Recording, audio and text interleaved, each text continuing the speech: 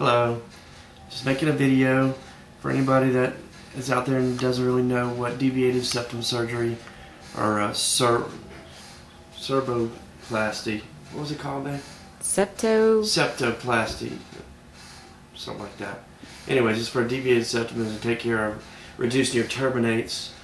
And I saw a couple of these videos on YouTube, one of Joe Rogan and then a couple of other ones of people describing their experiences.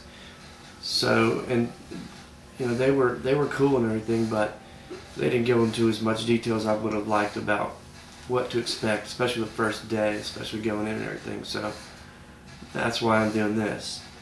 Had it today. It's about 9 o'clock now, 9 o'clock at night. We had it, it was scheduled for 7 in the morning. We got there and we had to wait till about 9:30 before they finally took us back. But now, then they took us back, put us on,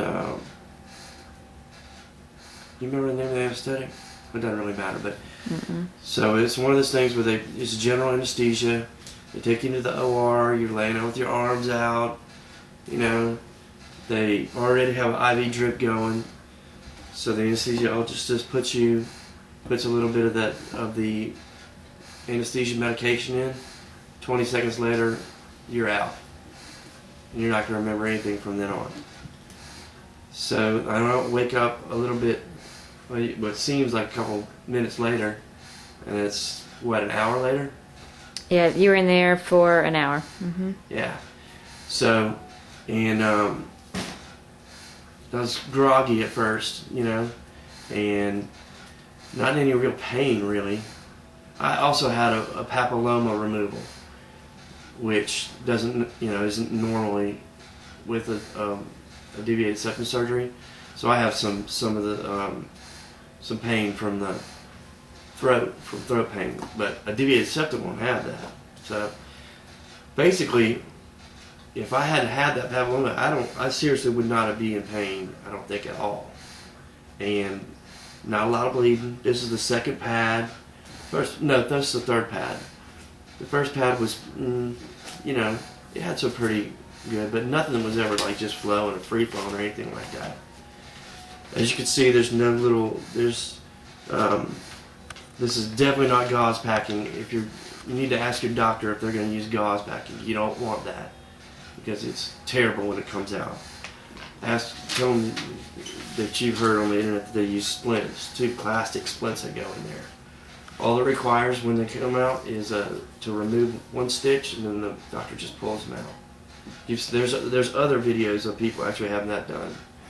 We'll probably, if our doctor's up to it, we'll probably video that. That won't be, except my surgery was a little bit more exhaustive because the doctor said that my deviation was intense. 2 deviations, right? Right, yeah. What did he say, actually? Do you remember? He said in the front it was deviated almost at a right angle all the way over to the edge, and then also deviated the other way back in the back. Yeah. So in other words, I had some intense, or more intense, deviated septum surgery, and it still was a piece of cake. You know, this is the first day. The only thing that was bad was the car ride home. You know, because I was coming down off the medication that they had got us, and then we had to go get the hydrocodone. You gotta have these little sweet pieces of candy, which was like, what, about 40, no, that was probably an hour and 30 minutes after. Yeah. Probably, huh? Yeah. Yeah, so that kind of sucked.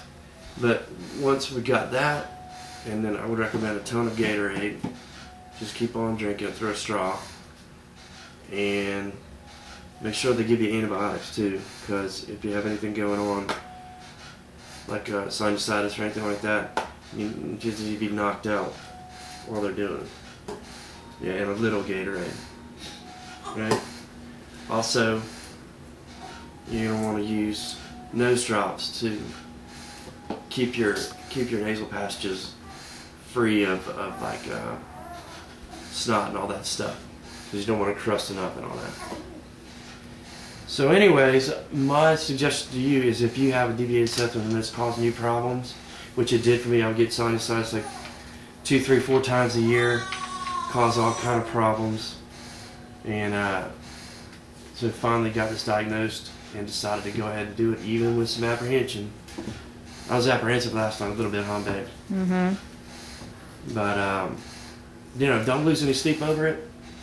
Make sure you got a qualified surgeon, you know, and that somebody you trust. Talk to some people that have had surgery with them or her. Other than that, I would say the surgery seriously is nothing to be scared of, and the recovery time is minimal. Thanks. Bitches! Watch the video. We'll Okay, slice that.